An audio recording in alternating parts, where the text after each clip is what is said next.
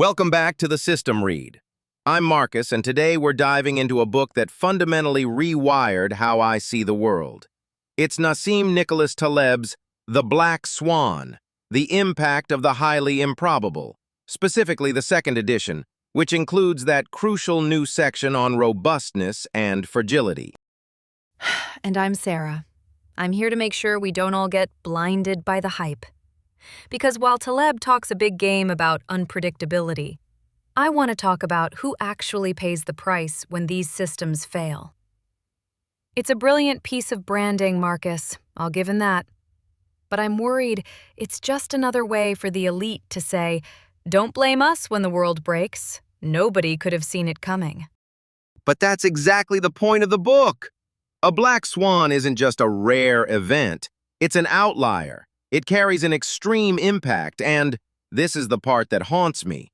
Human nature makes us concoct explanations for its occurrence after the fact, making it feel explainable and predictable. It's the three-legged stool of the highly improbable. Look at the rise of the internet, the 2008 crash, or even something as culturally seismic as the sudden ubiquity of generative AI. These weren't just trends, they were ruptures. Ruptures, sure. But were they unpredictable? Or were we just looking the other way? Taleb argues history is shaped by these outliers, but I think that's a convenient narrative for the winners. You mention AI. Is ChatGPT a black swan? Or is it the inevitable result of 40 years of Moore's Law and massive capital investment by a handful of tech giants? If you ignore the structural forces, everything looks like a miracle or a catastrophe. You're falling right into the trap, Sarah. You're looking back from the comfort of today and saying, oh, it was inevitable. That's the retrospective predictability he's warning us about. Think about the turkey analogy. The turkey is fed every day for 1,000 days. Every single feeding reinforces the turkey's statistical belief that humans are kind beings who look out for its interests. Until the Wednesday before Thanksgiving. Exactly. For the turkey, that day is a black swan. For the butcher, it's a non-event. The problem is that in our modern globalized extremistan, as Taleb calls it, we are all turkeys in different areas of our lives. We use Gaussian curves and bell curve statistics to measure things that don't fit in a bell curve.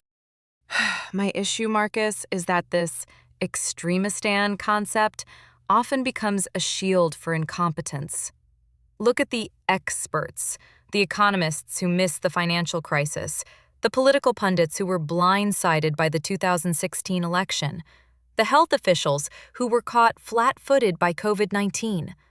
They love the black swan theory because it means they aren't bad at their jobs. They're just victims of the unpredictable. Но они плохи в своей работе именно потому, что используют не те инструменты. They try to predict the weather in a world of earthquakes. If you're a financial forecaster using value-at-risk models that ignore the fat tails of the distribution, you're not just wrong, you're dangerous. Confidence is often mistaken for competence in our media culture. We want the person on the news to give us a point estimate for inflation next year because it makes us feel safe. And that's where the narrative fallacy comes in, right? We are addicted to stories. We see a startup unicorn like OpenAI or SpaceX, and we write these hagiographies of the founders. We say it was their vision and their grit. We ignore the million variables, the black swans, that could have crushed them in year 2. We turn a chaotic, random process into a hero's journey because the truth, that the world is governed by wild randomness, is too terrifying to acknowledge. It's psychologically unsettling, isn't it? We are story-making machines. We look at a celebrity biography and think, if I do what they did, I'll get what they have. It's a total illusion. History is opaque. You can't see the generators of events. You only see the events themselves. It's like trying to understand the rules of a game by only looking at the scoreboard after the game is over. Right. And modern journalism is the worst offender. Every time the stock market dips or a crypto exchange collapses like FTX, the headlines are "Market drops because of X" or "Investors worried about Y." They have to provide a cause and effect narrative, even if the movement was just noise in a complex system. It's intellectual fraud wrapped in a suit and a teleprompter. And that's why Taleb's focus on robustness in this edition is so critical. If you can't predict, you must prepare. You build systems that are anti-fragile, systems that actually get stronger from stress and disorder. Think about the airline industry. Every crash, a Black Swan event for those involved, leads to systemic improvements that make the whole industry safer. Contrast that with the banking system, where every crisis leads to a bailout that keeps the fragile parts alive until the next, bigger crash. But Marcus, who pays for that robustness? This is where the inequality piece bites. The billionaire can afford a barbell strategy, putting 90% of his money in boring, safe assets and 10% in hyper-aggressive Black Swan bets, like crypto or deep tech startups. If the 10% goes to zero, he's fine. If it hits, he's a god.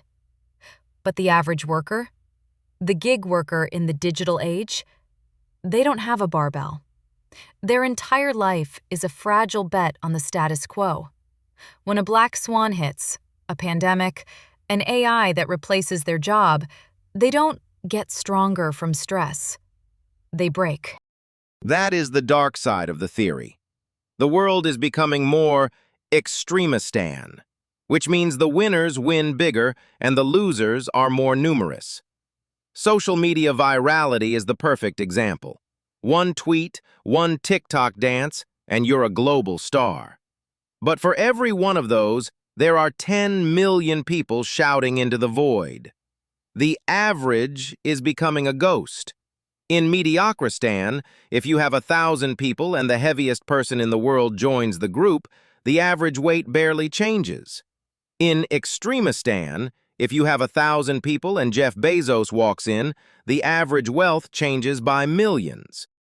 And we're living in a world where everything is moving toward the Bezos model. Our attention, our wealth, our risks. Look at climate events. We're seeing once-in-a-thousand-year floods every decade now. Is that a Black Swan?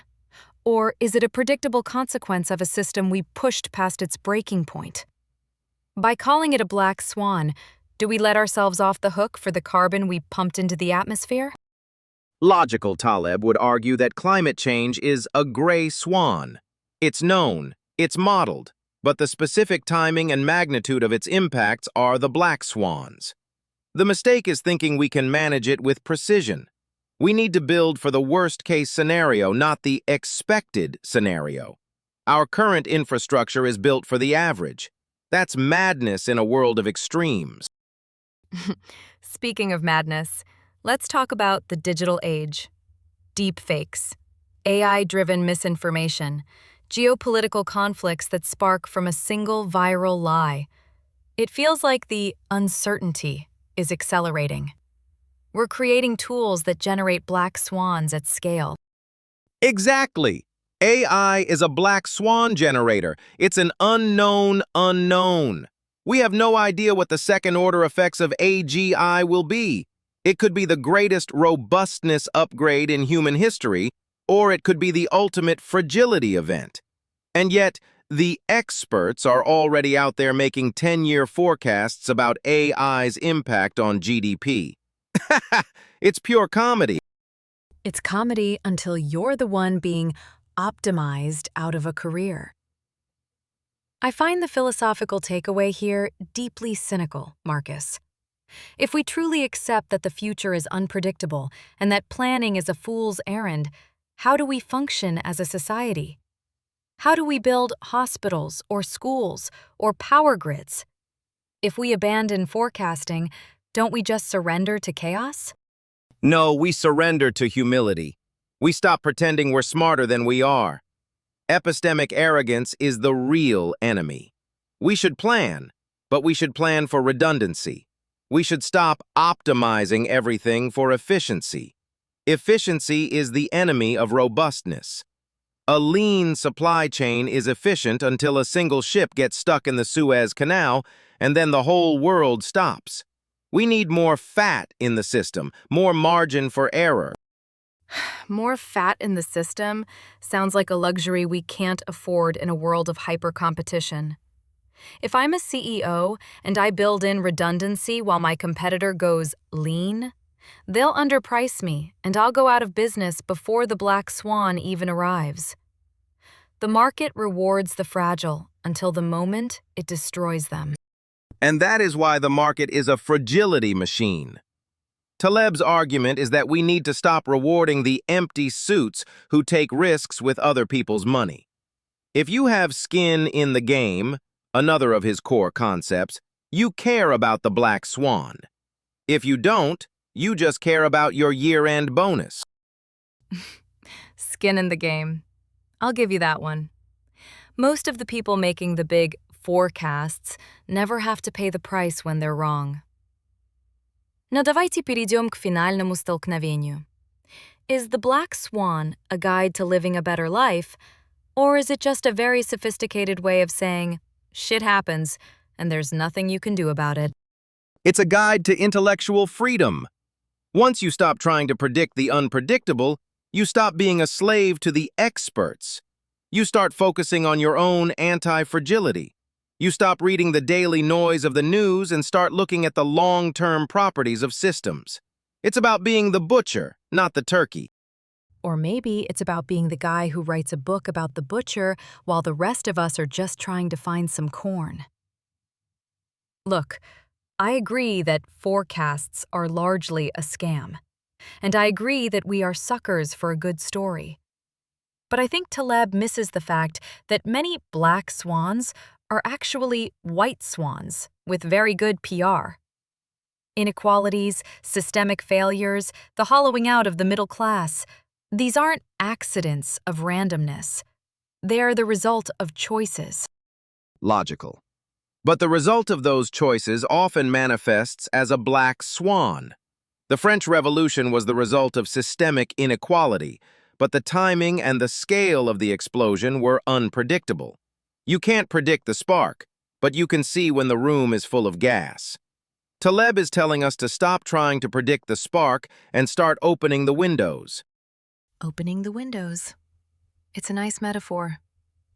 But in the digital age, the windows are bolted shut by algorithms and echo chambers.